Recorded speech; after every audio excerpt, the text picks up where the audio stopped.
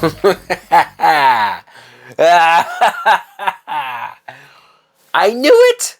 I fucking knew it. What's going on, everybody? My name is Mike Brown, aka Review King MB. Take the sewers? Ew. Are we gonna meet the Ninja Turtles? And I saw, for whatever reason, because I knew from the trailers and I knew just everything about this movie was going to suck. I saw Beekeeper. This is a 2024 film. We are only 2 weeks in to 2024, and I do not like how this year is probably going to go.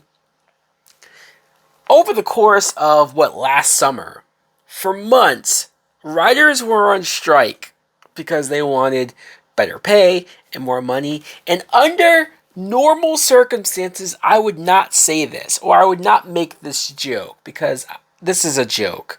All right, I don't really feel this way, but it's hard to support writers when this is the type of bullshit that they're writing. I know. It's more on the studios for greenlighting this project and putting money into this pumping money into this project. I was shocked to see that this is directed by David Ayer. I know he doesn't have the greatest track record. Not every movie he's done has been perfect.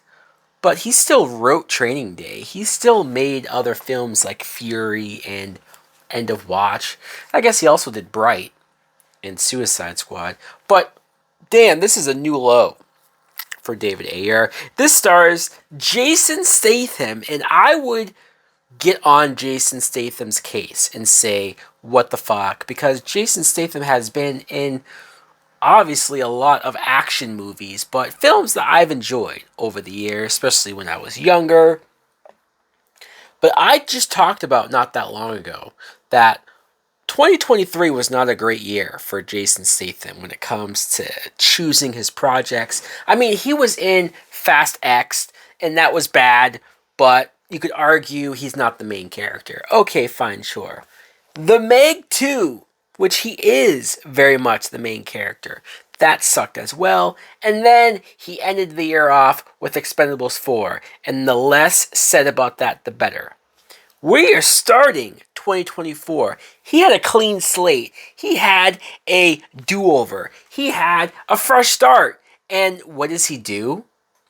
Beekeeper? I should probably talk about the plot. Plot.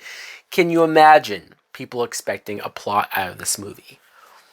It's self-explanatory. Jason Statham is a beekeeper. His character's name is Adam Clay, and he's a beekeeper in the realest sense of the word. He collects honey, and he goes around and he keeps bees. He knows how to take out bees. He knows how bees act in certain environments. He's an expert, a bee expert. And I just thought to myself, are we getting so desperate or so devoid of ideas that we are losing track of what sort of occupations to give hitmen-like characters?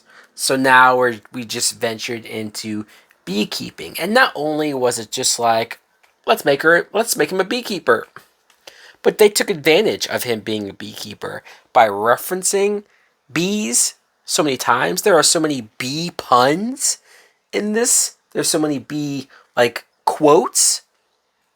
It's awful. The dialogue in this movie is god-awful.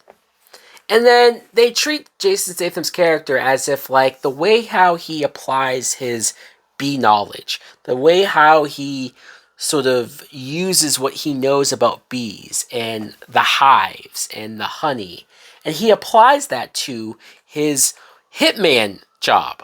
I mean, he's retired, of course, but that's how he operates, the same way that a bee does. What the fuck? If they knew how silly this was, I mean, I think they do, right? They do know how silly this is, But if they took advantage of that, if they actually treated the tone of this movie to be more silly, more fun, be almost parody level, maybe they could get away with it. Maybe if Jason Statham himself was having more fun playing this type of role, I would probably get behind it. Look at the Crank movies and how over the top those are and the plots and whatnot. And they took advantage of that, the style. This is so straightforward. This is so generic in the terms of how it's made, how it's directed. David Ayer, where's your touch?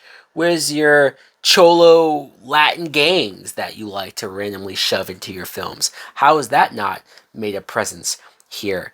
And Jason Statham, he's just all of his line delivery is so serious and monotone and generic that I was bored to tears during this. I'm not going to say that the action itself was bad, but I can only watch Jason Statham kick the ass of like 6 or 7 people by himself without going like, all right, there's no tension, there's no sense of danger, there's no me thinking that, oh boy, he might not make it out of this situation. I guess I could talk about the other cast. I guess. Felicia Rashad plays this woman that sort of Jason Statham works for. Not in the hitman capacity, no, as a beekeeper. Like he goes to her house and gives her the honey and she seems like a nice lady, right? She at the this is like the first 5 minutes. She gets a phone call from this organization, a bunch of scammers, which is a very real thing. I mean, I see on YouTube people who have to deal with scam calls, and I get scam calls all the time, right? People trying to get your information, trying to steal your money and whatnot. I know it's a real thing. I know it's a real threat. Maybe the writer of this movie, maybe his mom, this happened to her, because the easiest targets are older people who are naive or just, I guess, believe everybody. And Felicia Rashad, she gets caught up in all of this. She somehow accidentally allows for the scammers to steal all of her retirement money. And we're talking millions of dollars. And within seconds of losing her money, and believe me, I can understand that it would suck. I've had money taken out of my bank account before from scammers, and it's a shitty feeling. You feel like a moron. But she, I guess, kills herself. And I'm not laughing at the idea of suicide, of course, but it felt so forced and so quick. I mean, I'm not asking this movie to be any longer, but it's like, did she even try to call the bank? Did she try to call her daughter, who we meet right after this? Did she try to tell anybody what happened to try to get her money back or figure out who this was? She just upped and killed herself? Wow. So Jason Statham finds this out, and of course, what does he do? He goes John Wick style and gets revenge to go after all the scammers. This movie is very try hard. It tries so hard to be John Wick and to be cool and to have this underground organization of beekeepers that's what they call themselves, and maybe that's what they do for hobbies as well, but they're really hitmen and nobody knows about them. And I mean, I'm not saying that that's a terrible idea because it works in John Wick, the various different occupations that people have, but it's really a cover. But this is so lazily done. This is so just bland and nothing. Let's talk about Josh Hutcherson, who I was surprised to see in this role. He's sort of behind this organization that scams people. And I just saw Josh Hutcherson in the Five Nights at Freddy's film. And so this movie, he's very different. He's very much a douchebag, very much a spoiled, rotten, rich kid that just sort of doesn't give a fuck about anything. He's the son of the president, so he thinks he's untouchable. I mean, he did a good job of playing a douchebag. Kind of remind me of Logan Paul in a lot of ways, right? Just that persona that he was bringing up. But it wasn't like I was, thinking, oh man, this is a real big bad boss for Jason Statham to go after. Jeremy Irons plays a guy that works for Josh Hutcherson, and he's a guy that kind of just knows everything. He knows what beekeepers are. He knows that he's unstoppable, and he's kind of just prolonging the inevitable, doing what he can to put adversities in front of Jason Statham, but he himself also knows that there's no point to any of this. And one random actress that showed up for one scene, Jeremy Irons calls her Minnie Driver. I know she hasn't been in a whole lot of stuff, or I haven't seen her in a lot of stuff since like Good Will Hunting, but I was like, Minnie Driver in one scene? What the fuck? That was random as all hell. And speaking of random, the actress that plays Felicia Rashad's daughter, she's also like this FBI agent who comes in.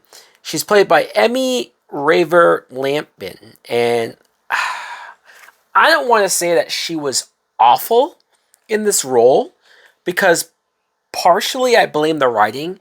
I blame the writing because they try to give her these one-liners. They try to give her these silly, funny, but not funny because I never laughed type lines to make her maybe a favorite. I don't really know because her mom just killed herself and she's dealing with these scam people. And you would think that she'd be a lot more on Jason Statham's side because he's hunting these men down. But she spends the whole movie hunting him down because I guess, yeah, sure, he's breaking the law, he's killing people. But I wish there was more ambiguity with her character. I wish there was more of a conscience of like her feeling bad about stuff. But she's just generic cop number 12 who is saying bad lines and it's making me cringe at a lot of points. This was bad. It was bad. The only positive that I can say about it is that it's under 2 hours. But other than that, I'm gonna have to give this some old bullshit. That's some old bullshit. So guys, let me know in the comments below if you bothered to check out Beekeeper. Believe me, I'm not expecting the answer to be yes. I don't know why I do this to myself. I could be watching so much stuff on streaming. Thanks for watching. Like, comment, subscribe. Later.